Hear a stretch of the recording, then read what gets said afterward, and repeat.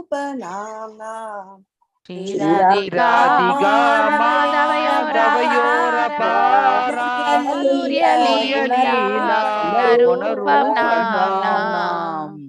प्रतीक्षणा स्वादनलोलुपस्य वन्दे गुरो श्रीचरणारविन्दम्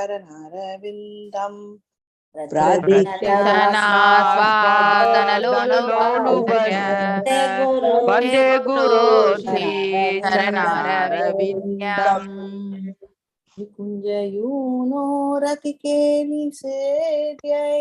यायालिभिर्युक्तिरपेक्षणीया निकुञ्जयूनो रतिकेलिसेव्यै यायालिभिर्युक्तिरभिषेण्या तत्रापि दाक्षात् आदिवल्लभस्य वन्दे गुरो श्रीचरणारविन्दम्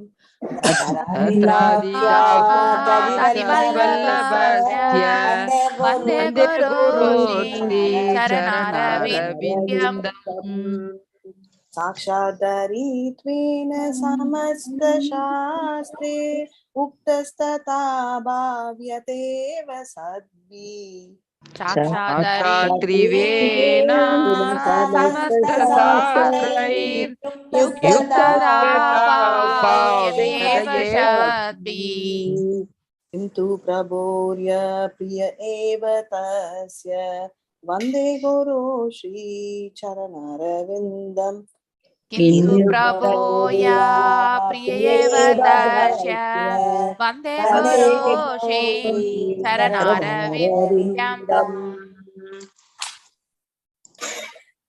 यस्य प्रसादात् भगवत् प्रसादो यस्य प्रसादान्न गति कुतोऽपि यस्य प्रसादात् भगवत् प्रसादो यस्य प्रसादात् गति कुतोऽपि ध्यायन् स्तुवंस्तस्य यस्य स्त्रीसन्ध्यं वन्दे गुरो श्रीचरणारविन्दम् यशस्त्रिसन्ध्यं वन्दे गुरो श्रीचरणारविन्दम् Hare Krishna thank you so much Mataji Hare Krishna எல்லாருக்கும் थैंक यू हरे कृष्णा எல்லாருக்கும் हरे कृष्णा हरे कृष्णा माताजी नमस्कार माताजी நமஸ்காரம் எல்லாருக்கும் பிரணாம் நமஸ்காரங்கள் हरे कृष्णा माताजी வந்தனங்கள் வணக்கங்கள் எல்லாருக்கும் हरे कृष्णा माताजी हरे कृष्णा हरे कृष्णा हरे कृष्णा माताजी हरे कृष्णा प्रभु हरे कृष्णा माताजी हरे कृष्णा हरे कृष्णा हरे कृष्णा माताजी वणकम वणकम हरे कृष्णा हरे कृष्णा हरे कृष्णा माताजी हरे कृष्णा प्रभु हरे कृष्णा हरे कृष्णा माताजी हरे कृष्णा माताजी हरे कृष्णा हरे कृष्णा माताजी हरे कृष्णा हरे कृष्णा माताजी हरे कृष्णा हरे कृष्णा माताजी हरे कृष्णा माताजी हरे कृष्णा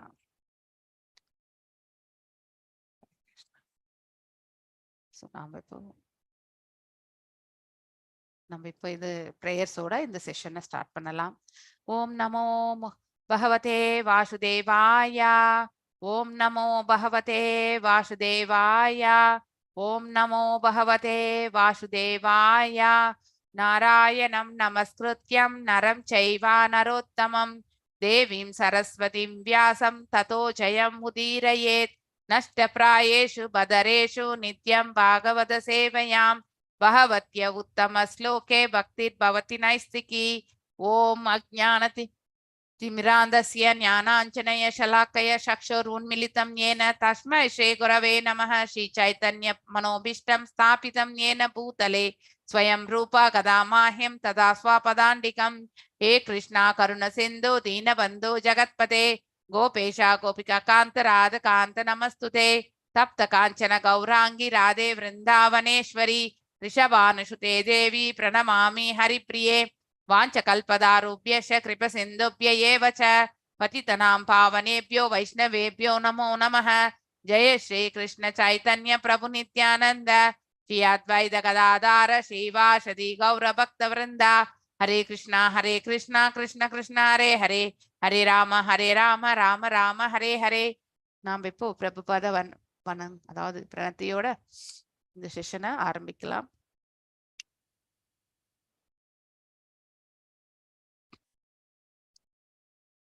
नमः ॐ विष्णुपदाय कृष्णप्रस्थाय भूतले श्रीमति भक्ति वेदांत स्वामिनिधि नामिने नमः ॐ विष्णुपदाय कृष्णप्रस्थाय भूतले श्रीमति भक्ति वेदांत स्वामिनिधि नामिने नमस्ते सरस्वते देवे गौरवाणी प्रचारिणे नैर्विशेष शून्यवादे पाश्चात्य देशधारिणे नमस्ते सरस्वते देवे गौरवाणी प्रचारिणे निर्विशेष शून्यवादे पाश्चात्य देशधारिणे जय श्री कृष्ण चैतन्य प्रभो नित्यानंद श्री अद्वैत गदाधर शिवासादि गौर भक्त वृंदा जय श्री कृष्ण चैतन्य प्रभो नित्यानंद श्री अद्वैत गदाधर शिवासादि गौर भक्त वृंदा हरे कृष्णा कृष्णा कृष्णा हरे हरे हरे राम राम राम हरे हरे हरे कृष्णा कृष्णा कृष्णा हरे हरे हरे राम राम राम हरे हरे हरे कृष्णा कृष्णा कृष्णा हरे हरे हरे राम राम राम हरे हरे हरे कृष्णा कृष्णा कृष्णा हरे हरे हरे राम राम हरे हरे जय राधा गोविंद राधे जय राधा गोविंद राधे जय गौरनिताय जय गौरनिताय जय प्रभुपदा जय प्रभुपदा नित्य गौर हरि बोल नित्य गौर हरि बोल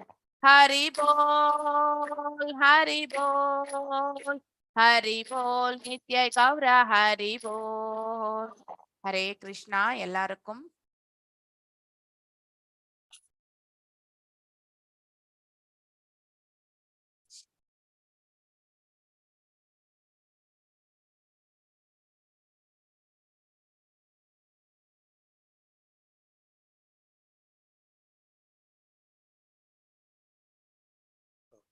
நாம் இன்னைக்கு 5வது பதம் பார்க்க போகின்றோம் இல்லையா? இப்போ விதுரருடைய கேள்விகள் வந்து ஒரு சாதாரண பக்தன் ஒரு கனிஷ்ட அதிகாரிக்கு என்னென்ன டவுட் இருக்கும் இல்லையா? அதாவது அவங்களுக்கு என்னென்ன சந்தேகங்கள் இருக்குமோ அந்த தரப்பிலிருந்து வெரி லோ லெவல்ல இருந்து தான் அவருடைய கேள்விகளை அப்படின்னா சாதாரண ஒரு பக்தர்கள் கூட அந்த மாதிரி ஒரு டவுட்ஸ் எல்லாம் வந்தா அதை வந்து இப்போ விதுரர் கேட்கக்கூடிய அந்த கேள்விகள் இருந்து நம்ம மைத்ரேயி மகரிஷி வந்து கொடுக்கக்கூடிய விளக்கங்கள்ல இருந்து நன்னா புரிஞ்சு கொள்ளலாம். சோ இப்ப நாம வாசிக்க போறோம். கரோதி கர்மாணி ரித்வாவதாரோ யானி ஆத்ம தந்தரோ. ஐ திங்க் எல்லாரும் ரிப்பீட் பண்ணலாம் இல்லைங்களா? எஸ். கரோதி கர்மாணி கிருதாவதாரோ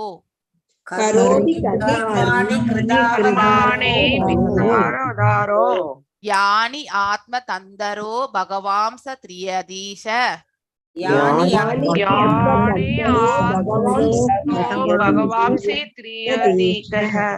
யதா சசர்ஜாக்ர இதம் நீரஹ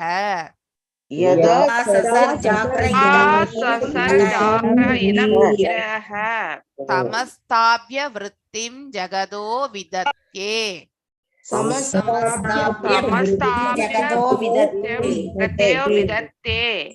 கலாவதி மாதாஜி வாசிக்க.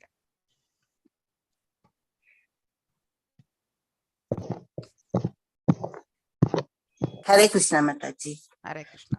करोति कर्माणि कृता वदारो ज्ञानि आत्म तंत्रो भगवान् त्रियदीसः यदा ससर्जाक्र इदं निरीहः संस्थाप्य वृत्तिं जगतो विदते.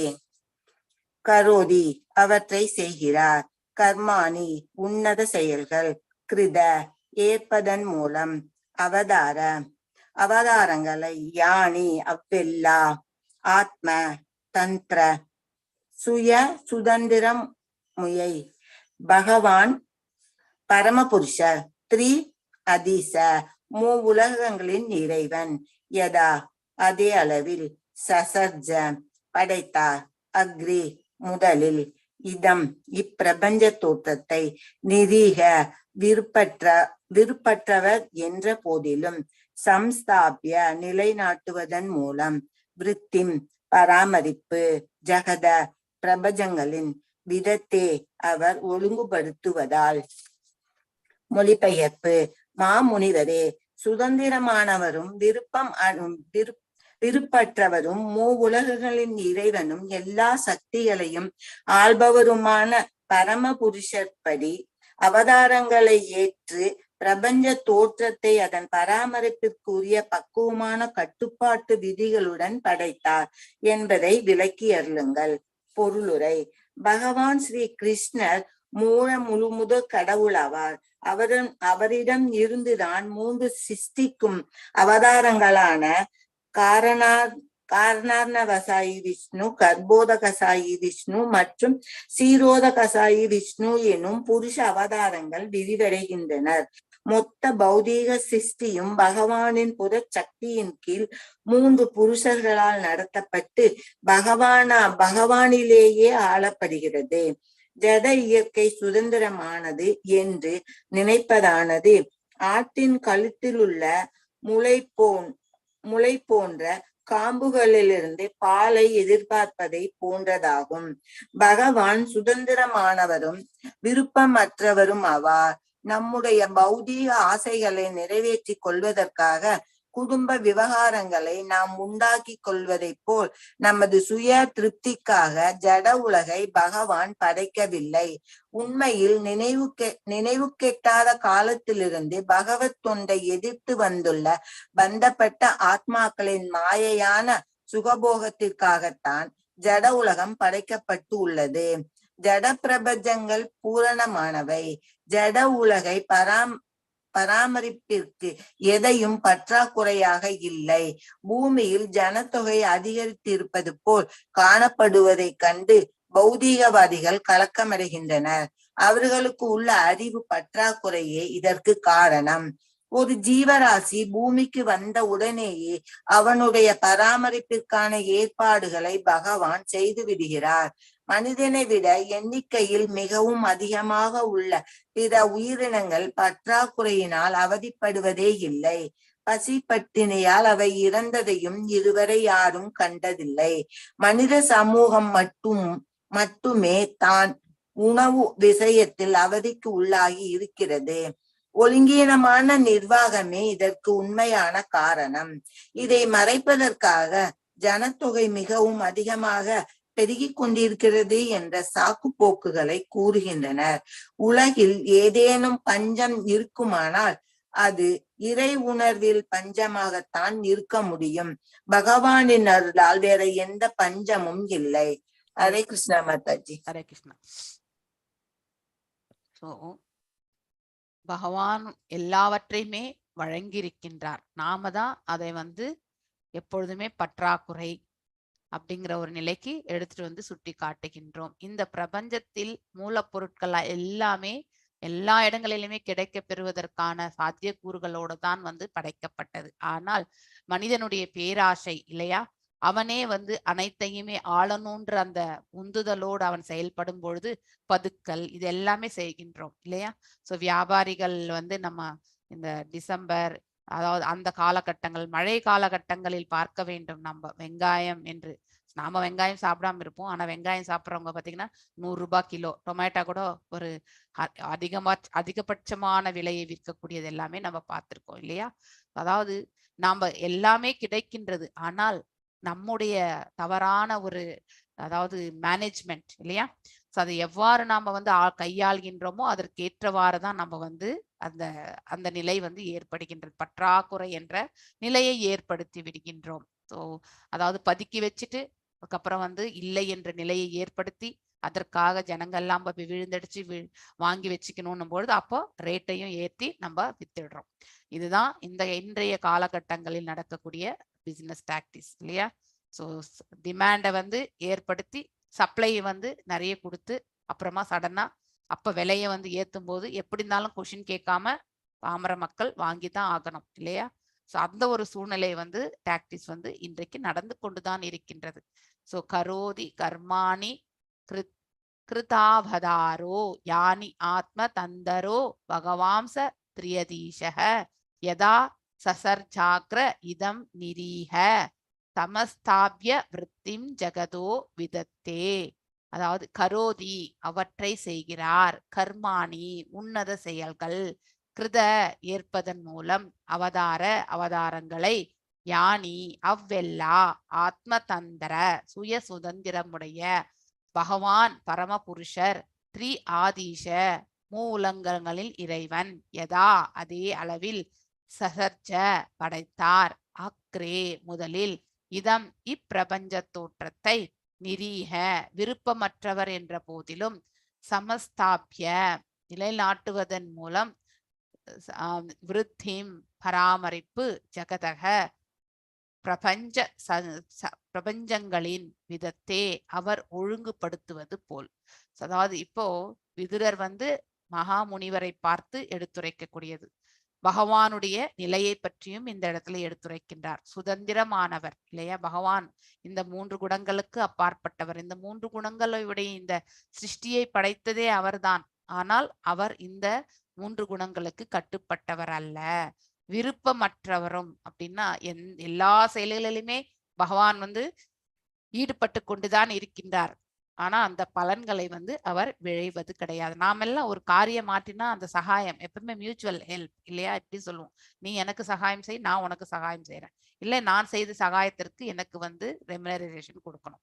இப்படித்தான் பலனை எதிர்பார்த்துதான் நாம் எல்லாருமே 95% மக்கள் எப்பொழுதுமே பலநோக்கு கர்மங்களில் தான் கர்மகாண்டால தான் செயல்பட்டு கொண்டிருக்கிறார்கள். பகவான் இந்த 3 குணங்களுக்குமே அப்பாற்பட்டவர் என்பதால் விருப்பு வெறுப்பு அற்றவர். அவர் ஆக்சுவலி அவருக்கு எதுவுமே இந்த இடத்துல விருப்பம் கொள்வதோ வெறுக்கிறதுக்கோ எந்த ஒரு சூழ்நிலையுமே கிடையாது. அது எல்லாவற்றையுமே ஏற்றுக்கொள்ளக்கூடிய பக்குவம் அவருக்கு இல்லையா. சோ ஆனால் இந்த 3 குணங்களோடு அவர் சம்பந்தப்பட்டவர் கிடையாது. உலகங்களில் இறைவன், அதாவது நம்ம மேல இருக்கக்கூடிய உலகம், நம்ம உலகம், நமக்கு கீழே இருக்கக்கூடிய உலகங்கள், எல்லா சக்திகளையும் ஆள்பவரும். அனைத்து தேவர்களிடத்தில் எல்லாமே நிறைய சக்திகளை வழங்கியது அவர்தான் இல்லையா. அவர்களை எல்லாம் ஆள்பவரும் பகவான் தான். சோ பரமபுருஷர் படி அவதாரங்களை ஏற்றி இல்லையா, அந்தந்த இடங்களில் அவதாரம் நோக்கங்களுக்கு ஏற்றவாறு அவருடைய அவதாரங்கள் அமைய பெறுகின்றன. பிரபஞ்ச தோற்றத்தை அதன் பராமரிப்புக்குரிய பக்குவமான கட்டுப்பாட்டு விதிகளுடன் படைத்தார் என்பதை விளக்கியாருங்கள். அதை பற்றி சொல்றார். பகவான் எவ்வாறு இந்த பிரபஞ்ச தோற்றத்தை படைத்தார், மேலும் அதை எவ்வாறு பராமரிக்கவும் செய்கின்றார் இல்லையா, பக்குவமாக அவர் எவ்வாறு அதை கையாள்கின்றார், அது எவ்வாறு தன்னுடைய கட்டுப்பாட்டுக்குள், சுப்ரீம் கண்ட்ரோலர் இல்லையா ஈஸ்வரா, அவர் கட்டுப்பாட்டுக்குள் அது எவ்வாறு இயங்குகின்றது மற்றும் விதிமுறைகள் எல்லாம் என்ன, அதன்படி அதான் விதிமுறைகள் அவர் படைத்தார் என்கிறோம். அதை பற்றியும் விளக்கணும்னு சொல்லிட்டு யாரிடத்துல மைத்ரேய ரிஷிகிட்ட விதுரர் கேட்டுக்கொள்கின்றார்.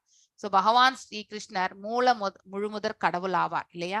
அதுதான் நம்ம கோலோகத்துல பார்க்கின்றோம். ஷாம சுந்தர ரூபம் அவரிலிருந்து தான் விரிவங்கங்களே நம்ம பார்த்துட்டு வரோம். சோ நம்ம எல்லாருமே பார்க்கிறது பிரகாஷ, அது வைபவ பிரகாசம், அந்த இதுல இருந்து வர்றதுதான் விரிவங்கங்கள் எல்லாமே இந்த பௌதிக உடலுக்கும் வரக்கூடியது. முதன்மை சங்கர்ஷ்ணர் இல்லையா, ஆதிசங்கர்ஷ்ணர், அதுக்கப்புறம் மூல சங்கர்ஷ்ணர் எல்லாமே படைக்கப்படுகின்றான். முதல் நிலை சங்கர்ஷ்ணர் 1, வசுதேவர் மற்றும் பிரத்யும்னன் மற்றும் அனிருத்னன்.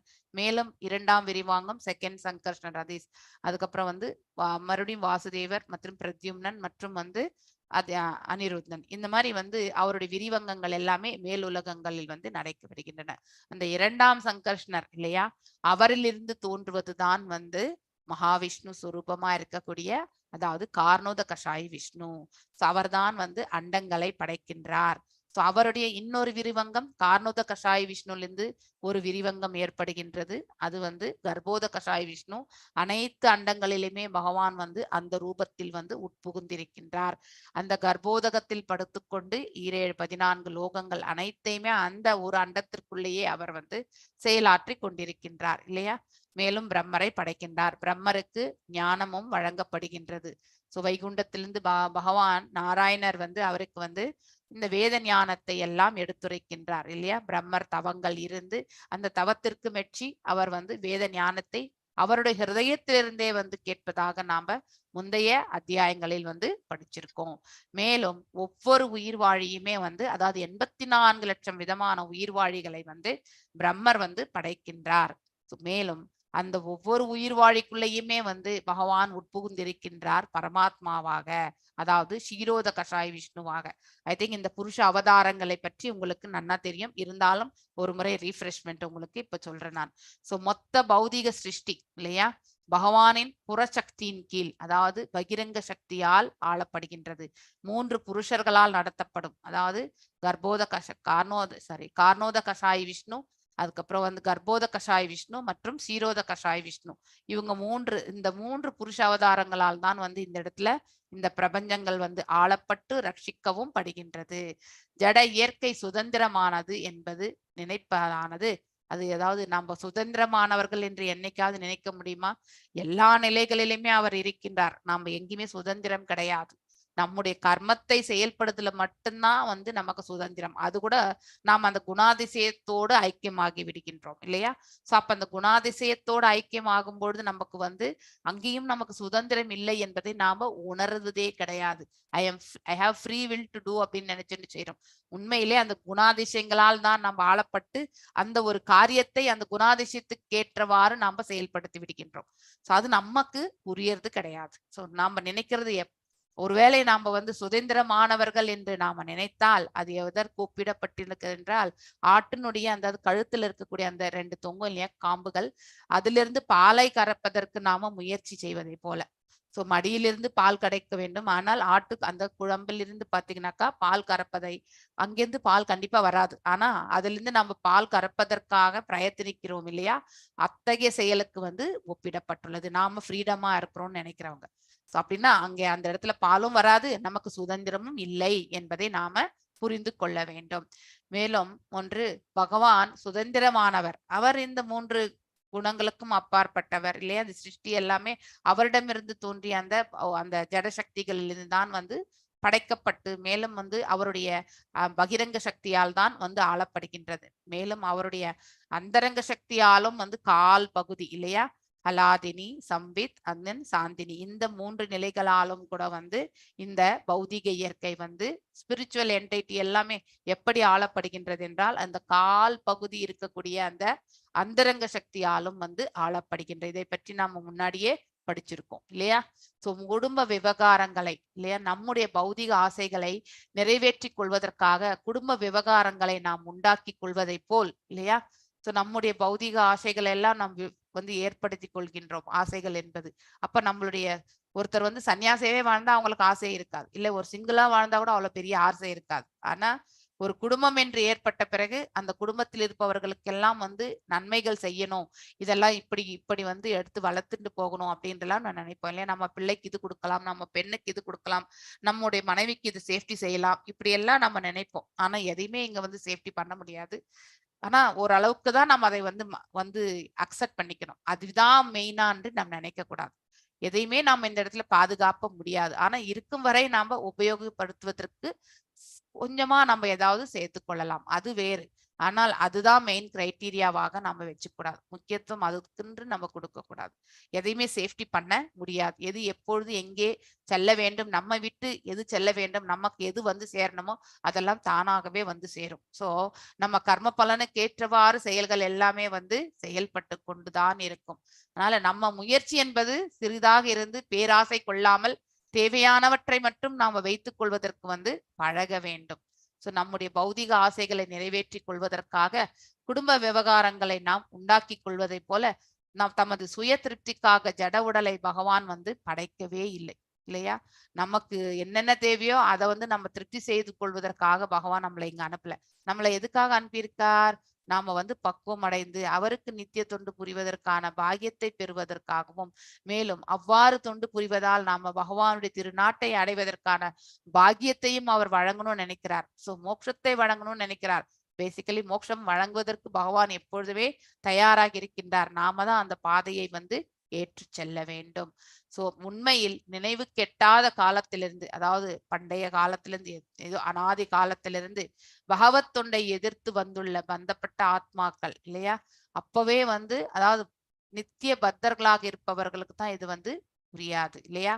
அதனால் அவர்கள் இந்த பௌதீகத்தை பார்த்த உடனே இதுதான் வந்து சொர்க்கம் என்ற நிலைக்கு வந்து விடுகின்றார்கள். அப்போ நித்தியமான பகவானுடைய தொண்டு என்பது அவர்கள் மனதில் வந்து எழுவதே கிடையாது. அதுதான் இந்த இடத்துல பார்க்கின்றோம். எதிர்த்து வந்துள்ள பந்தப்பட்ட ஆத்மாக்களுக்காக தான் இந்த பிரபஞ்சத்தையே வந்து பகவான் வந்து படைத்தார் இல்லையா. சோ பகவத் தொண்டை எதிர்த்து வந்துள்ள பந்தப்பட்ட ஆத்மாக்களின் மாயையான சுகபோகத்திற்காகத்தான் ஜட உலகம் படைக்கப்பட்டது. சோ எதற்காக ஜட உலகம் படைக்கப்பட்டது என்பதற்கான காரணம் இந்த இடத்துல ரொம்ப அற்புதமாக கொடுக்கப்பட்டிருக்கின்றது.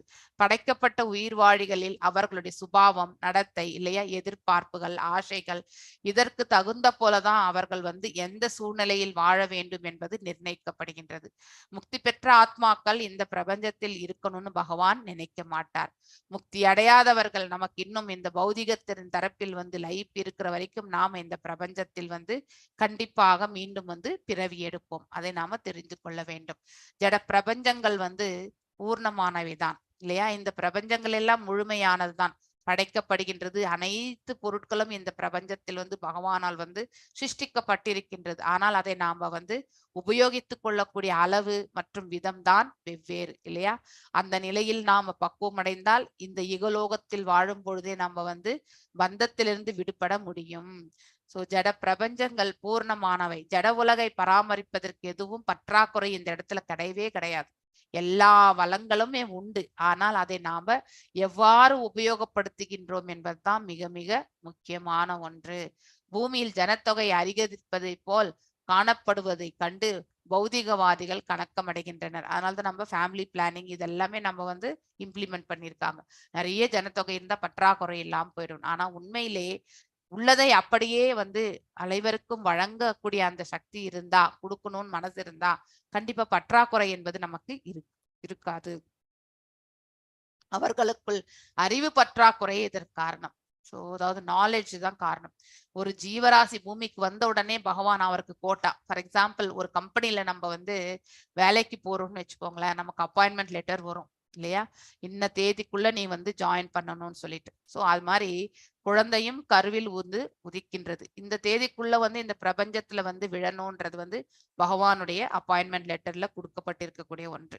ஸோ அந்த குழந்தையும் வந்து இந்த பௌதிக உலகத்தில் பிறக்கின்றது. எவ்வாறு ஒரு மனிதன் வந்து ஒரு கம்பெனில போயிட்டு அந்த தேதிக்குள்ள வந்து அவனுக்குன்னு கொடுக்கப்பட்டிருக்க அந்த அப்பாயின்மெண்ட் லெட்டருக்கான அந்த போஸ்ட்ல போய் அவன் ஜாயின் ஆகுறான்.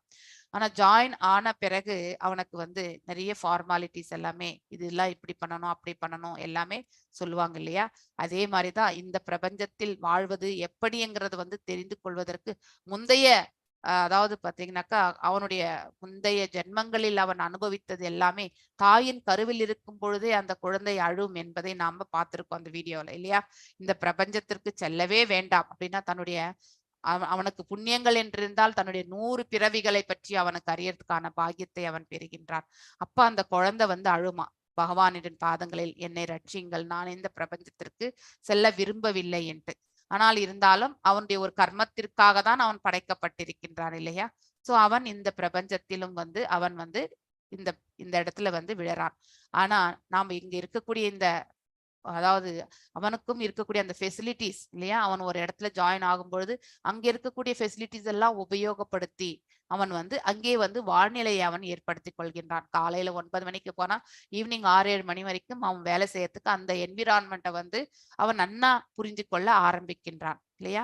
சோ அப்போ அங்கேயே வந்து அவனுக்கு வந்து நல்லதா அவனுக்கு புரிஞ்சா அந்த இடத்துல இருந்துடணும்னு அவனுக்கு மனசு வரும் இல்லையா? அதே போலதான் குழந்தையும் இங்கே பிறந்த பிறகு இங்க இருக்கக்கூடிய சூழ்நிலையில் வந்து தன்னை வந்து ஈடுபடுத்தி கொள்ளும் பொழுது தனக்கு அந்த தன்னுடைய குணாதிசயத்துக்கு ஏற்றவாறு அந்த சூழ்நிலை அந்த குழந்தைக்கு வந்து ஏதாவது பற்றுதல் என்று ஏற்படுத்தி விட்டால் அவன் பர்மனண்டா அவன் ஆற்றக்கூடிய காரியங்கள் அனைத்தும் மீண்டும் அதே இடத்திற்கு திரும்பி வருவதற்கான ஒரு வழியை வந்து வகுத்து விடுகின்றது.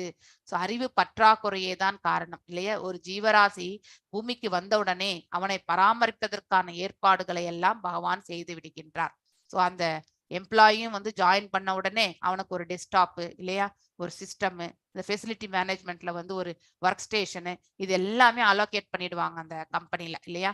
அவன் எங்கே உட்காரணும், எதை உபயோகப்படுத்தணும், என்னென்ன ரூல்ஸ் ஃபாலோ பண்ணணும், இது எல்லாமே ட்ரைனிங்கா வந்து ஒரு வாரம் வந்து அதாவது ஜாயினிங் ட்ரைனிங் எல்லாமே பண்ணுவாங்க. அதே மாதிரிதான் வந்து பகவான் இந்த இடத்துக்கு குழந்தை வந்து இந்த பிரபஞ்சத்தில் படைக்கப்பட போகின்றது என்றால் அந்த குழந்தைக்கு தேவையான அனைத்தையுமே வந்து இந்த இடத்துல வந்து எல்லாருக்குமே வழங்கியிருக்கிறார். ஆனால் நாம என்ன செய்யறோம்? பதுக்கி விடுகின்றோம். சோ மனிதனை விட எண்ணிக்கையில் மிக அதிகமாக இருக்கிறது தான் பிற ஜந்துக்கள் இல்லையா? நம்ம வீட்டுல எத்தனை எறும்புகள் பாத்தீங்கன்னா புட்டு புட்டியா கூட வரும். ஆனா அதோட நம்ம கணக்கு போட முடியுமா? கவுண்ட்ல கண்டிப்பா முடியாது இல்லையா? அநேக ஜீவராசிகள் வந்து அதாவது சிறு சிறு ஜீவராசிகள்லாம் நம்ம கணக்கிலே வைக்க முடியாது. நம்ம கண்ணுக்கே புலப்படாத ஜீவராசிகள், வைரஸ், பாக்டீரியா, இது எல்லாமே கூட நம்மள சுத்திக்கிட்டு தான் இருக்கு. ஆனா அது எப்போ அது வேலை செய்யணும்ன்றது எல்லாமே இயற்கை சீற்றங்களுக்கு ஏற்றவாறு அது வேலை செய்யும். எப்படி கரோனா வந்து இம்பாக்ட் ஆச்சோ அதே மாதிரி அதாவது அந்தந்த காலகட்டங்களில் வந்து சிலதெல்லாம் நிகழ்ந்து கொண்டுதான் இருக்கும். சோ அதிகமாக உள்ள பிற உயிரினங்கள் பற்றாக்குறையால் அவதிப்படுவதே கிடையாது. பசி பட்டினியால் அவை இறந்ததையும் நாம் யாராவது பார்த்திருக்கோமா? எறும்பு வந்து உணவு இல்லாம வந்து இறந்து போனதை நம்ம எங்கேயாவது பார்த்திருக்கோமா? இல்ல கொசு எல்லாமே இறந்து போனதாக நம்ம எங்கேயாவது பார்த்திருக்கோமா? அவைகளுக்கு எல்லாமே வந்து உணவு எல்லாமே இருக்கு. அதை கொண்டுதான் அவைகள் எல்லாம் வாழ்கின்றன. ஆனால் மனித சமூகம் மட்டும்தான் எப்பவுமே வந்து பற்றாக்குறை என்பதை வந்து பட்ஜெட் போட்டா கூட பற்றாக்குறை இல்லையா? 5 இயர் பிளானிங் எல்லாம் போட்டாலும் பட்ஜெட் பத்தலை அப்படின்னு தான் நம்ம அதுக்கப்புறம் வேர்ல்டு பேங்க்ல போய் கடன் வாங்கிட்டு வருவோம் இல்லையா?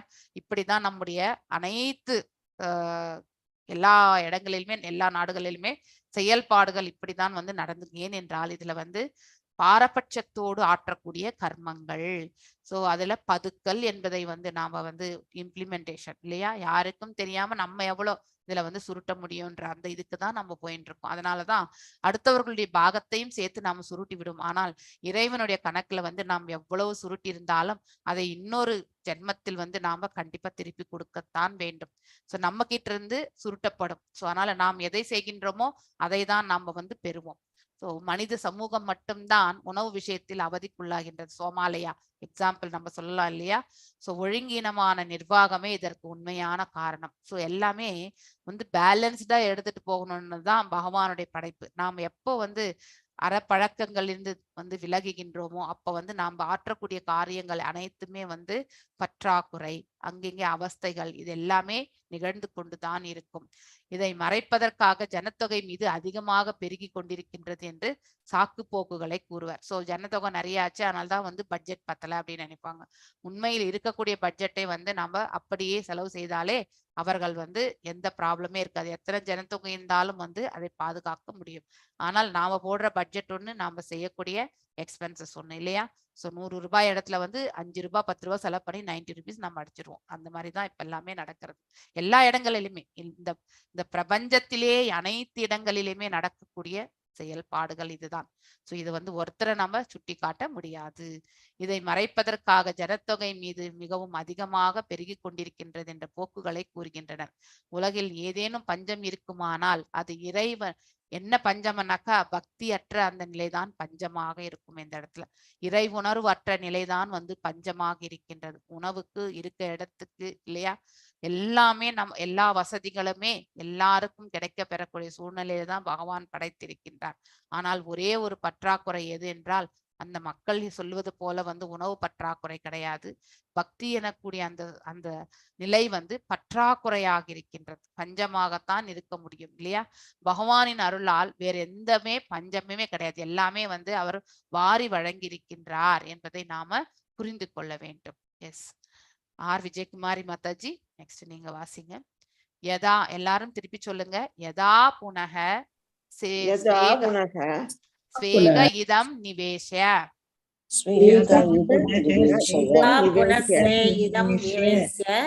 சேதே குஹாயாம் சா நிவிருத்த விருத்தி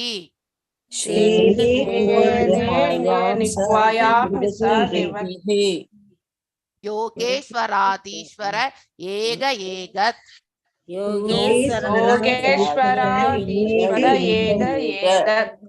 அனுப்ரவிஷ்டோ பகுதா யதாசித்.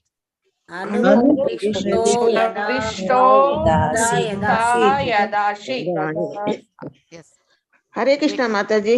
ஹரே கிருஷ்ண மாதாஜி, வாசி. யதா புனக ஸ்வேகா இதம் நிவேஷ்ய சேத குஹாயாம் ச நிவ்ருத்த விருத்திக யோகேஸ்வராதீஸ்வர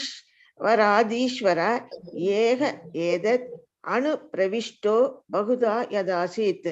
யதா அது போலவே, புன மீண்டும், ஸ்வே அவருடையதில், கே விண்வெளியிலிருந்து, விராட் ரூபம், இதம் இந்த, நீவேஷ்ய உள்ளே புகுந்து, சேதே சயனிக்கிறார், குஹாயாம் பிரபஞ்சத்தினுள், ச அவர் பரமபுருஷர், நிவிருத்த முயற்சியின்றி, விருத்தி ஜீவனோபாயத்திற்குரிய, யோக ஈஸ்வர எல்லா யோக சக்திகளுக்கும் எஜமானர், அதீஸ்வர அனைத்திற்கும் உரிமையாளர், ஏக இரண்டற்ற ஒருவர், ஏதத் இந்த, அனுவிஷ்ட பிறகு புகுந்து, பகுதா எண்ணற்றவைகளால், யதா அதுபோல, ஆசித் இருக்கிறார். மொழிபெயர்ப்பு. ஆகாயத்தின் வடிவில் பரவியுள்ள அவரது சொந்த இதயத்தின் மேல் சயனித்திருப்பதன் மூலமாக முழு சிருஷ்டியும் அந்த இடத்தில் அவர் வைக்கிறார். பிறகு வெவ்வேறு உயிரினங்களாக தோன்றும் பல ஜீவ ராசிகளாக அவர் விரைவடைகிறார். அவர் எல்லா யோக சக்திகளும் உட்பட அனைத்திற்கும் உரிமையாளர் என்பதால் தமது சொந்த பராமரிப்பிற்காக அவர் எந்த முயற்சியையும் மேற்கொள்ள வேண்டியதில்லை. இவ்வாறாக அவர் ஜீவராசியிலிருந்து வேறுபட்டிருக்கிறார். பொருளுரை. படைத்தல், காத்தல் மற்றும் அழித்தல் ஆகியவற்றை பற்றிய கேள்விகள் வெவ்வேறு கல்பங்களில் தொடர்பாக ஸ்ரீமத் பாகவதத்தில் பல பகுதியில் குறிப்பிடப்பட்டுள்ளன. எனவே வெவ்வேறு மாணவர்களால் கேள்வி கேட்கப்படும் பொழுது வெவ்வேறு அதிகாரிகள் வெவ்வேறு முறையில் அவற்றிற்கு விளக்கம் அளிக்கின்றனர். படைப்பு கொள்கையிலும் அவற்றின் மீதுள்ள பகவானின் ஆட்சியிலும் எந்த வேறுபாடும் இல்லை என்றாலும் வெவ்வேறு கல்பங்களின் காரணத்தால் சிறிய விஷயங்களில் சில வேறுபாடுகள் உள்ளன. பிரம்மாண்டமான ஆகாயம் விராட் ரூபம் எனப்படும் பகவானின் பௌதீக உடலாகும். எல்லா பௌதீக சிருஷ்டிகளும் அந்த ஆகாயத்தை தான் சார்ந்துள்ளன. எனவே கண்களுக்கு புலப்படும் முதல் பௌதீக தோற்றமான ஆகாயம் முதற்கொண்டு பூமி வரையில் உள்ள அனைத்துமே பிரம்மன் எனப்படு அழைக்கப்படுகின்றன. சர்வம் கவ் இதம் பிரம்ம.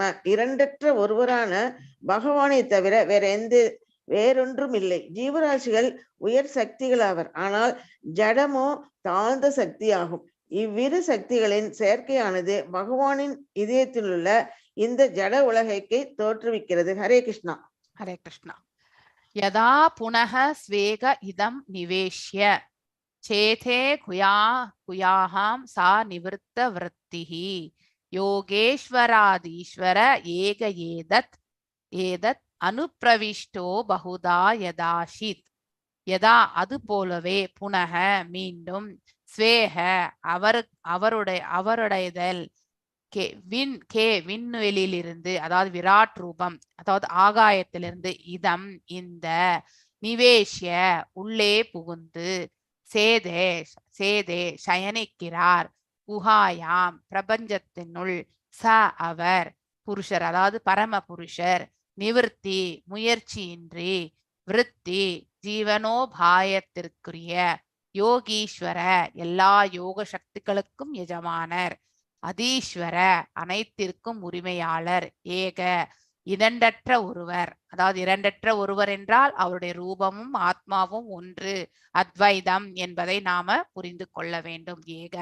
ஏதத் இந்த அனுப்பிரவிஷ்ட பிறகு புகுந்து பகுதா எண்ணற்றவைகளால் யதா அது போல் ஆசீத் இருக்கின்றார். இப்ப பகவான் நம்ம முன்னாடி கூட விராட் ரூபத்தை பற்றி படிச்சிருக்கோம் இல்லையா?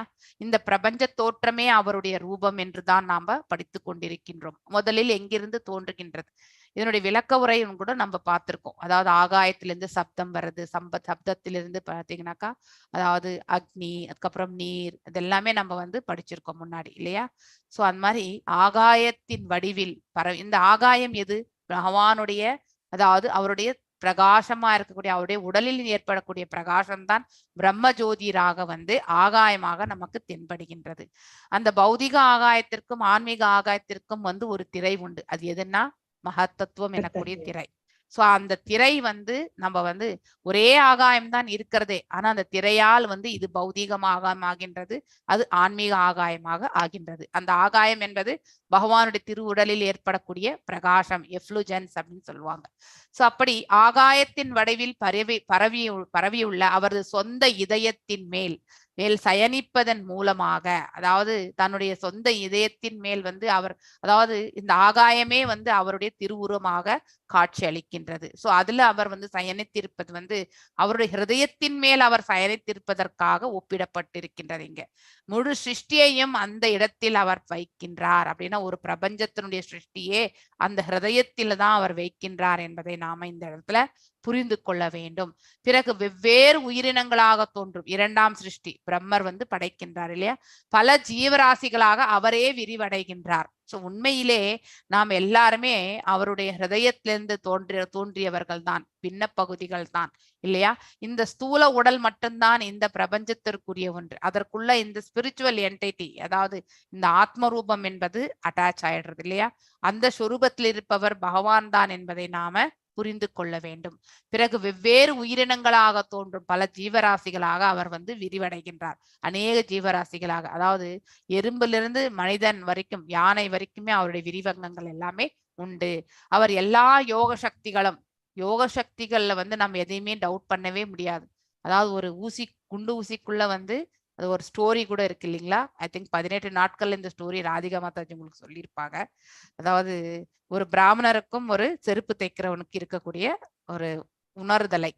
ஸோ அவர்கள் மோட்சத்திற்கு யார் எப்போது பகவான் நம்மளை அழைச்சிக்குவாருன்னு அந்த பிராமணர் நாரத மகரிஷி அந்த பக்கம் வரும்பொழுது பிராமணர் எப்பவுமே அந்த பக்தி செயல்கள்ல எல்லாம் ஈடுபட்டு தான் இருப்பார். ஆனா அவருக்கு என்ன இலக்கு? மோட்சம் அடையணும் அப்படிங்கிற ஒரு இலக்கோடு அவர் செஞ்சுட்டே இருப்பார்.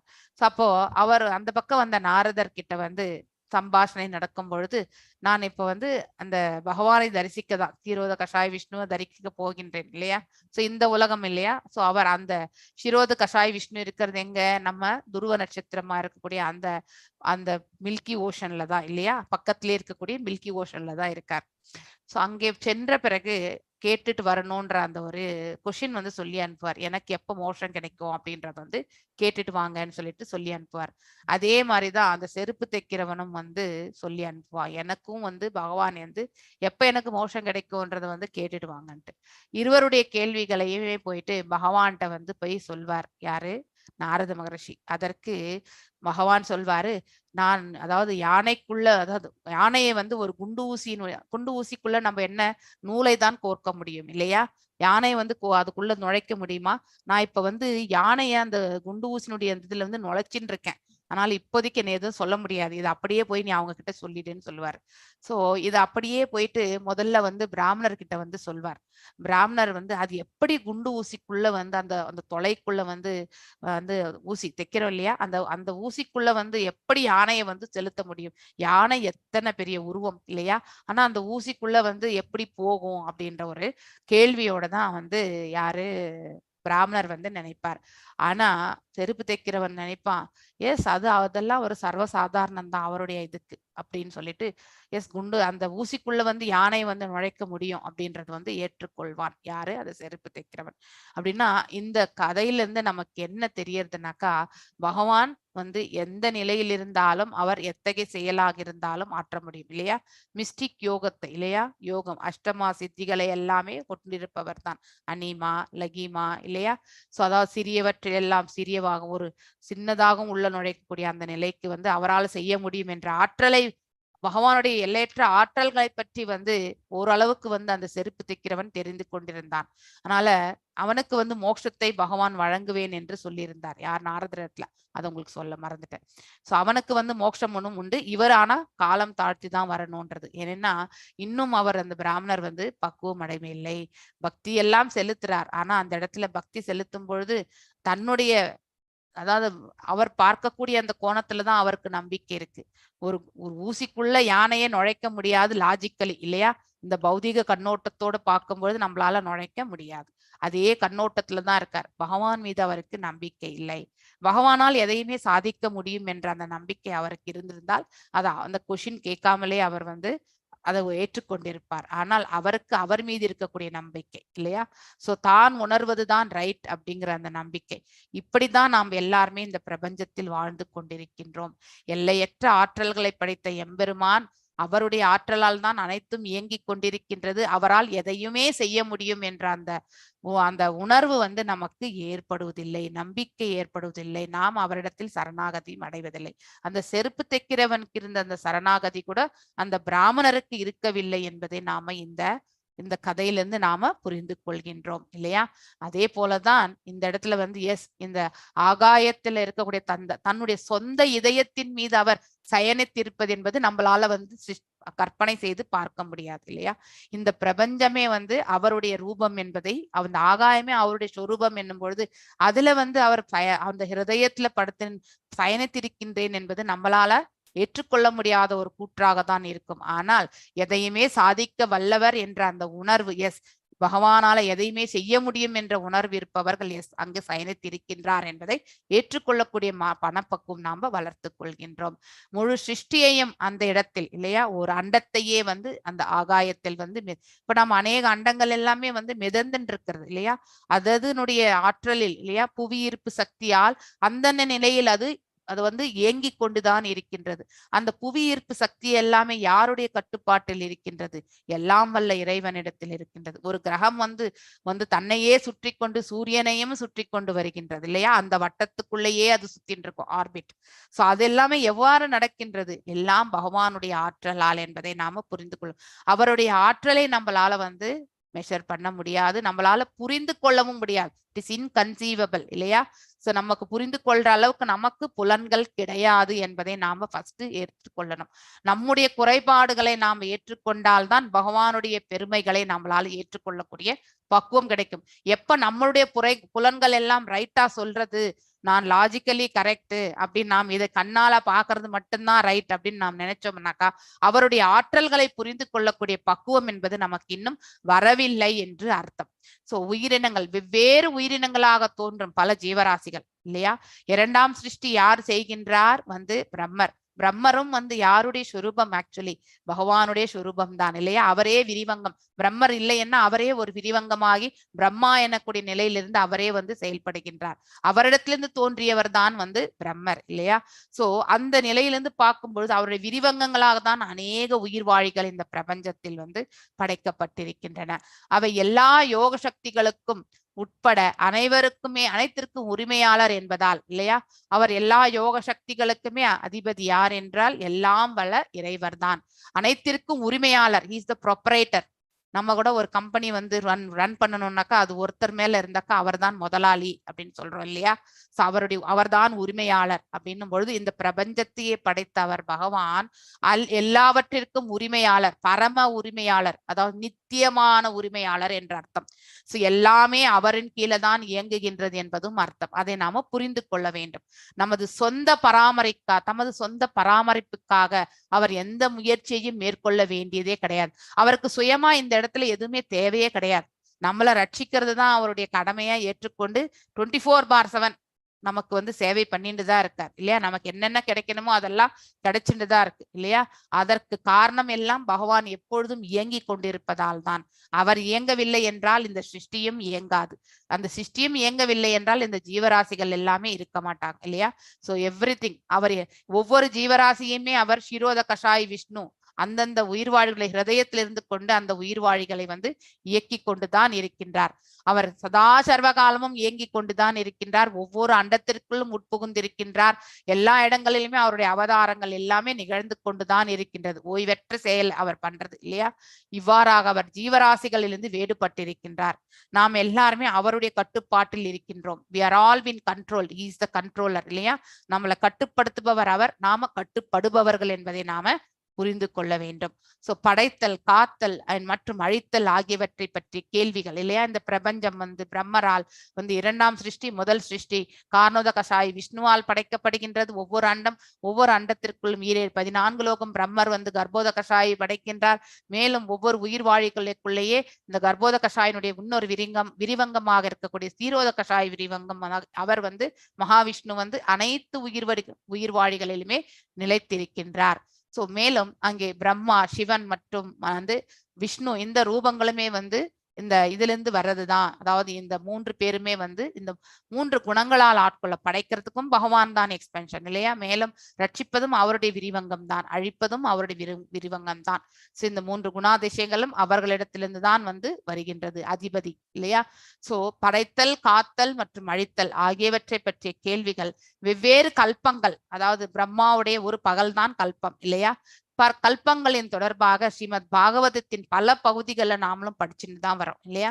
சோ பிரம்மாவுடைய பகல் பொழுது வந்து ஒரு கல்பம், அதே போல நீண்டதுதான் அவருடைய ஒரு இரவு என்பதையும் நாம, அவருடைய ஆயுட்காலம் 100 ஆண்டுகள் என்பதையெல்லாம் நம்ம படிச்சுட்டு தான் வரோம். எனவே வெவ்வேறு மாணவர்களால் கேள்வி கேட்கப்படும் பொழுது வெவ்வேறு அதிகாரிகள் வெவ்வேறு முறையில் அவற்றுக்கு விளக்கம் அளிக்கின்றனர். இப்ப ஒரு டிபார்ட்மெண்ட்லயே நிறைய டிபார்ட்மெண்ட் இருக்கு. ஒருத்தர் காமனான ஒரு கொஸ்டின் கேட்டாக்கா அந்த டிபார்ட்மெண்ட் இருக்கிறவங்க வந்து சொல்லக்கூடிய அந்த பதில் வந்து திருப்திகரமா இருக்கும். இன்னொரு டிபார்ட்மெண்ட் இருக்கிறவங்க வந்து ஓரளவுக்கு ஜெனரிக்கா தான் அவங்களால வந்து விளக்கங்களை கொடுக்க முடியும் இல்லையா. அது போலதான் ஒவ்வொருத்தருடைய கருத்துக்கள் வெவ்வேறாக இருக்கலாம், ஆனால் இலக்கு என்பது ஒன்றுதான் இல்லையா. சோ ஆட்சியிலும், அதாவது அவற்றின் மீதுள்ள பகவானின் ஆட்சியாலும் எந்த வேறுபாடுமே கிடையாது. படைப்பு கொள்கைகளிலும், அதாவது அவர் படைத்த இந்த பிரபஞ்சத்தினுடைய அதற்கு சிருஷ்டிக்கிறதுக்கு ஒரு ரெகுலேஷன்ஸ் இருக்கு இல்லையா. சோ எப்பொழுது சிருஷ்டிக்கின்றார் பகவான், அவருடைய சுவாசம் இல்லையா. ஒரு சுவாசத்துக்குள்ள சிருஷ்டி நடக்கின்றது, ரட்சிக்கப்படுகின்றது, மேலும் அழிக்கவும் படுகின்றது. இன்னொரு சிருஷ்டி வர்றதுக்கு, அதாவது இன்னொரு சுவாசம் வர்றதுக்கு முன்னாடி அவ்வளவு நீண்ட சுவாசத்தை பெற்றவர் தான் வந்து பகவான் கார்ணோத கஷாயி அப்படிங்கிறதையும் நாம புரிந்து கொள்ளணும். எல்லாத்துக்குமே ரூல்ஸ் அண்ட் ரெகுலேஷன்ஸ் உண்டு. எல்லாமே வந்து அப்படி இப்படி படைக்கிறது கிடையாது. ஆனா அதற்கு எல்லாமே வந்து காலகட்டங்கள் இல்லையா. இதை காலத்தினுடைய சொரூபமும் பகவான் தான். இதெல்லாம் இப்ப நடக்கணும்ன்றதெல்லாம் நிர்ணயித்து விடுகின்றார். So he only designs everything இல்லையா. அவருடைய விருப்பத்தால் அனைத்துமே படைக்கப்படுகின்றது, ரட்சிக்கப்படுகின்றது, மேலும் அழிக்கவும் படுகின்றது என்பதை நாம இந்த இடத்துல இருந்து பார்க்கின்றோம். படைப்பு கொள்கைகள் என்பது அதுதான். அவற்றின் மீதுள்ள பகவானின் ஆட்சி இல்லையா. அவருடைய வில், அவருடைய விருப்பத்திற்கேற்றவாறு தான் எல்லா செயல்களுமே இந்த இடத்துல நடந்து கொண்டிருக்கின்றது. எந்த ஆட்சியிலும் எந்த வேறுபாடும் இல்லை என்றாலும் வெவ்வேறு கல்பங்களின் காரணத்தால் வந்து சில சமயங்களில் சில வேறுபாடுகள் வந்து நம்ம வந்து காண முடியும் இல்லையா? அதாவது அவருடைய படைப்பு, அவர் ஒவ்வொரு நிலையிலுமே அவர் ஆற்றக்கூடிய அந்த செயல்கள், இது எல்லாமே நமக்கு வெவ்வேறு. இப்ப சிவபெருமானாக இருந்து கொண்டு அவர் என்ன செயல் செய்யப்படுகின்றார், மகாவிஷ்ணு தத்துவமாக இருந்து அவர் எல்லாரையும் ரட்சிக்கக்கூடிய செயலில் இருக்கின்றார், பிரம்மாவாக இருந்து கொண்டு அவர் வந்து எல்லாம் படைக்கக்கூடிய செயல்கள். சோ படைத்தல் கூட வந்து ஒரு காலகட்டத்துல, பகல்ல வரும்பொழுதெல்லாம் படைக்கப்படுகின்றது, இரவு வரும்பொழுதெல்லாம் அழிக்கப்படுகின்றது இல்லையா? இப்படிதான் நம்ம வந்து படிச்சுட்டே இருக்கும். வெவ்வேறு காலகட்டங்களில் வெவ்வேறு செயல்களாக இருக்கும். ஆனால் அனைத்துமே வந்து பக்குவமாக செயல்படுத்தப்படுகின்றது, அவருடைய விருப்பத்திற்கேற்றவாறு நடந்து கொண்டுதான் இருக்கின்றது இல்லையா? பிரம்மாண்டமான ஆகாயம், அதுதான் விராட் ரூபம் எனப்படும் பகவானுடைய பௌதீக உடலாகும். சோ இந்த இடமே வந்து அந்த ஆகாயமே வந்து பகவானுடைய பௌதிக உடலுக்கு வந்து ஒப்பிடப்பட்டுள்ளது. எல்லா பௌதிக சிருஷ்டிகளும் அந்த ஆகாயத்தை தான் சார்ந்துள்ளது. எனவே கண்களுக்கு புடப்படும் முதல் பௌதிக தோற்றமானது ஆகாயம். ஃபர்ஸ்ட் ஆகாயம் தான். ஆகாயத்திலிருந்து சப்தம் வரும் இல்லையா? இதை வந்து நம்ம செகண்ட் கேண்டோல படிச்சிருக்கோம். நீங்க ஒரு வாட்டி பின்னாடி போய் ஒரு முறை நீங்க அதை ரெஃப்ரெஷ் பண்ணீங்கன்னாக்கா மோஸ்ட்லி 2.6 சாப்டர் தான் நினைக்கிறேன், அவ்வளவு கரெக்ட் எனக்கு கன்ஃபார்மா தெரியல. நீங்க அதை ஒரு முறை புரட்டி பாருங்கள். பகவானின் பௌதிக உடலாகும். எல்லா பௌதிக சிருஷ்டிகளும் அந்த ஆகாயத்தை தான் வந்து சார்ந்துள்ளன. எங்கே இருந்து இந்த படைப்பு வருகின்றது என்பதை நாம் இந்த இடத்துல பகவானுடைய ரூபத்தில் எழக்கூடிய அந்த அதாவது பிரகாசம் தான் ஆகாயம். அந்த பிரகாசத்திலிருந்து தான் இந்த அண்டங்கள் எல்லாம் படைக்கப்படுகின்றது என்பதை நாம வந்து இந்த இடத்துல இருந்து புரிந்து கொள்ள வேண்டும் இல்லையா? கண்களுக்கு புலப்படும் முதல் பௌதிக தோற்றமானது ஆகாயம் முதற்கொண்டு பூமி வரை, பூமி கடைசிதான், பூமிக்கு வந்து சுவை எனக்கூடிய அந்த தன்மையும் வந்து பூமியிலிருந்து தான் நமக்கு வருகின்றது. பூமி வரையில் உள்ள அனைத்துமே பிரம்மன் என்று அழைக்கப்படுகின்றது. சர்வ கல்ப இதம் பிரம்மக, இரண்டற்ற ஒருவரான பகவானை தவிர வேறு ஒன்றுமே இந்த பிரபஞ்சத்தில் கிடையாது இல்லையா? அனைத்து ரூபத்திலுமே அவர்தான் இருக்கின்றார், ஒவ்வொரு ஜீவனுக்குள்ளும் இருக்கின்றார். அசைவன அசையாதவை இல்லையா? இதெல்லாம் நம்ம பகவத்கீதையில படிச்சுட்டு தான் இருக்கோம் இல்லையா? ஜடமாகவும் சேதனமாகவும் எல்லாவற்றையுமே நான் என்று இந்த இடத்தில் எதுவுமே கிடையாது அப்படிங்கறது வந்து பகவான் நிறைய இடங்கள்ல சொல்லிட்டு வரார். ஜீவராசிகள் உயர் சக்திகள் ஆவர், ஆனால் ஜடமோ தாழ்ந்த சக்தியாகும் இல்லையா? இதுல இருக்கக்கூடிய ஜீவாத்மா வந்து எட்டர்னல் இல்லையா? நித்திய தன்மை கொண்டது, தெய்வீக தன்மை கொண்டது. இந்த உடல் தான் வந்து பௌதீகம், இது தாழ்ந்த ஆற்றலால் ஏற்படுத்தப்பட்டது. இதற்குள்ளே அந்த ஜீவன் வந்து இருக்கின்றது. சோ இந்த ஜட இயற்கையே தாழ்ந்த சக்தி தான். எதோட நம்ம கம்பேர் பண்ணும்பொழுது, இந்த ஜீவனோட கம்பேர் பண்ணும்பொழுது இவ்விரு சக்திகளின் சேர்க்கையானது, அதாவது உடலும் ஆன்மாவும் ஒன்று இணையும் போது பகவானின் இதயத்துக்குள் இந்த ஜட உடலை தோற்றுவிக்கின்றது, ஜட உலகை தோற்றுவிக்கின்றது. சோ இந்த இரண்டுமே வந்து ஒன்றாகும் பொழுதுதான் பகவானுடைய ஹிருதயத்தில் இந்த ஜட, அதாவது இந்த உலகமே வந்து படைக்கப்படுகின்றது என்பது இந்த இடத்துல வந்து சொல்ல. எவ்வாறு உலகம் படைக்கப்படுகின்றது என்பதை இந்த ஸ்லோகத்திலிருந்து நாம தெரிந்து கொள்கின்றோம். பெருசா இருக்கும் போல இருக்கு 7வது பதம். ஓகே, நாளைக்கு பார்க்கலாம். இந்த 7வது பதம் சின்னதா இருந்தா பண்ணிடலாம்னு நினைச்சேன். ஓகே. வாஞ்ச கல்பதாருபியஷ கிருபசிந்துபிஹேவ ச பதிதனாம் பாவனேபியோ வைஷ்ணவேபியோ நமோ நமः. அனந்த கோட்டி வைஷ்ணவ விருந்த கி ஜெய். நாமாச்சாரிய ஹரிதாஸ் தாகூர் கி ஜெய். ஹரே கிருஷ்ணா கிருஷ்ண கிருஷ்ண ஹரே ஹரே, ஹரே ராம ராம ராம ஹரே ஹரே. எல்லாருக்கும் ஹரே கிருஷ்ணா. ஹரே கிருஷ்ணா மாதாஜி. சதுஸ்லோகி சொன்னீங்களா மாதாஜி? சதுஸ்லோகி பாகவதம் அது என்ன? அது 4க்கு மட்டும் இம்பார்ட்டன்ஸ்? 4க்கு மட்டும் இல்ல, நம்ம அதுல என்ன படிக்கிறோம் சொல்லுங்க. நம்ம நேத்து கூட ராதிகா மாதாஜி உங்களுக்கு சொல்லி கொடுத்தாங்க. ஆமா, சொல்லி கொடுத்தாங்க. அதாவது 10வது சாப்டர்ல வந்து 8 to 11 நமக்கு சொல்லி கொடுத்தாங்க. ஆனா அது என்ன கருத்துக்களை சொல்கின்றது அது சொல்லுங்க. அதுதான் சேம் காமன். ஓ, இங்க வந்து பிரம்மாவுக்கு வந்து இந்த பிரபஞ்சம் எவ்வாறு படைக்கப்படுறது, ஜீவராசிகள் எல்லாமே சொல்றார். சோ அது என்ன சொல்றது கருத்துக்கள்? 3 நிலைகளை பற்றி சொன்னாங்க. யாராவது சொல்ல முடியுமா? 3 நிலைகள். அங்கேயும் அதேதான் காமன் பாயிண்ட், இங்கேயும் அதேதான் காமன். ஹரே கிருஷ்ணா மாதாஜி. பகவானுக்கும் நமக்கும் உள்ள சம்பந்தம், எஸ், அப்புறம் அந்த சம்பந்தத்தினால் நமக்குரிய செயல்கள், நமக்கு அடையக்கூடிய பிரயோஜனங்கள். சம்பந்த அபிஜயா பிரயோஜன். அந்த சதுர் ஸ்லோகத்திலையும் அதை 3 தான் சொல்லுகின்றது. இந்த சதுர் ஸ்லோகத்திலையும் அந்த 3 கருத்துக்களை தான் நம்ம இது வந்து பிரபஞ்ச தோற்றத்தோடு சொல்கின்றோம். அங்க வந்து நம்ம சொல்றது எல்லாமே ஜீவராசிகளுக்கும் பகவானுக்கு இருக்கக்கூடிய சம்பந்தத்தை பற்றி. என்ன மாதாஜி என்ன மாதாஜி இங்க வந்து நம்ம பாக்குறது இந்த பிரபஞ்ச தோற்றம் இல்லையா, முதல் சிருஷ்டியிலிருந்து செகண்ட் சிருஷ்டியிலிருந்து எல்லாமே நம்ம வந்து பார்க்கின்றோம் இல்லையா. So, அங்கே வந்து நம்ம வந்து ஜஸ்ட் ஒரு ஹை லெவலா வந்து பகவான் சொல்றது சேம், நம்ம ஜீவராசிக்கும் அவருக்கும் இருக்கக்கூடிய சம்பந்தம் இல்லையா. சோ அவரிலிருந்து தோன்றியவர்கள் தான் நாம பின்ன பகுதிகள் என்று சொல்லுவது இல்லையா, அதுதான் சம்பந்தம். அந்த பின்ன பகுதிகள் அது நித்தியமானது, சேம் தான். இது வந்து பிரபஞ்ச தோற்ற பெரிய லெவல்ல பாக்குறோம் இந்த இடத்துல. அங்க வந்து சிறியதா ஒரு நம்ம ஜீவராசி சிங்குலரா நம்ம அதோட சம்பந்தத்தை பற்றி சொல்றோம் இல்லையா. நாம் எல்லாருமே பகவானிலிருந்து தோன்றியவர்கள் தானே இல்லையா. சோ இந்த ஜீவாத்மா வந்து பகவானிலிருந்து தோன்றியது, அதுதான் சம்பந்தம் இல்லையா. அதே மாதிரி வந்து அந்த சம்பந்தத்தினால் நாம் என்ன செய்ய வேண்டும், what is the priority of ஜீவாத்மா, அதாவது அவன் செய்ய வேண்டிய காரியம் என்ன, நித்திய தொண்டு புரிவது ஒன்றுதான் அவனுடைய காரியம், அவனுடைய செயல்பாடு இல்லையா.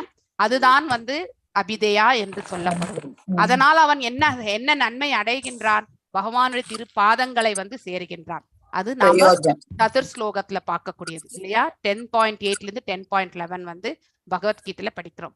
இந்த இடத்துல வந்து பகவான் வந்து பிரம்மருடைய ஹிருதயத்திலிருந்து பாத்தீங்கன்னாக்கா அவர் சொல்லக்கூடிய அந்த 4 ஸ்லோகங்கள் என்ன, அவர் வந்து இந்த பிரபஞ்ச தோற்றம் எப்படி இது எல்லாமே சொல்றார். யாருக்கு, பிரம்மாவுக்கு தன்னுடைய செயல்களை பற்றி எடுத்துரைக்கின்றார். இந்த 18,000 ஸ்லோகங்கள் மொத்தமே அந்த 4 பதத்துல சொல்றார். யாருக்கு, பிரம்மருக்கு. அப்படின்னா அந்த 4 பதத்திலேயே இந்த 18,000த்தையுமே உணரக்கூடிய சக்தி வந்து யாருக்கு இருக்கு, அதாவது பிரம்மருக்கு இருக்கு.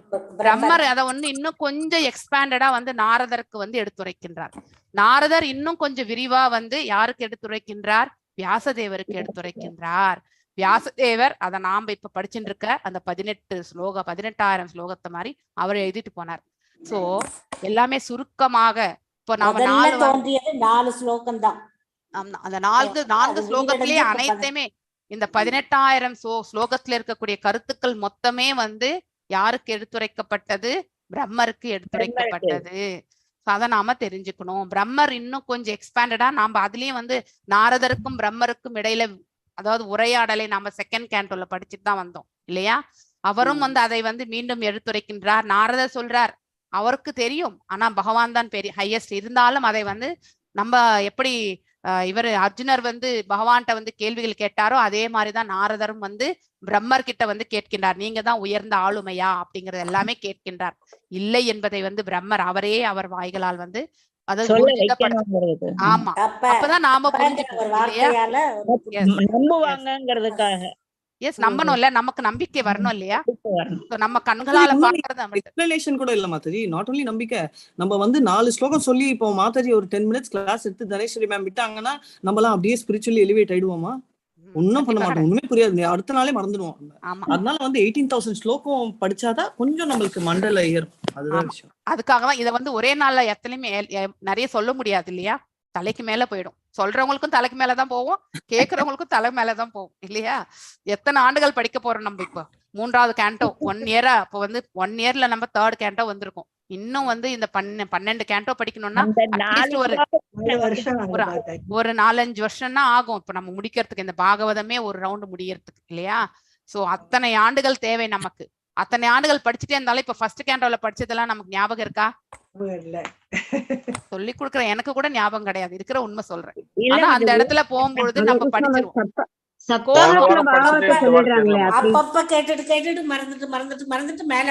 அது என்னன்னாக்கா, ஆனா அது சில கருத்துக்கள் எல்லாமே நமக்கு ஆழ்ந்து கோர் திங்ஸ் எல்லாம் நம்ம ஆழ் மனசுல நல்லா பதிய வச்சிருப்போம். கான்செப்ட்ஸ் எல்லாம் இருக்கும், ஆனா எக்ஸாக்ட்டா அந்த ஸ்லோகத்துல நம்மளால ஞாபகம் வச்சுக்க முடியாது இல்லையா.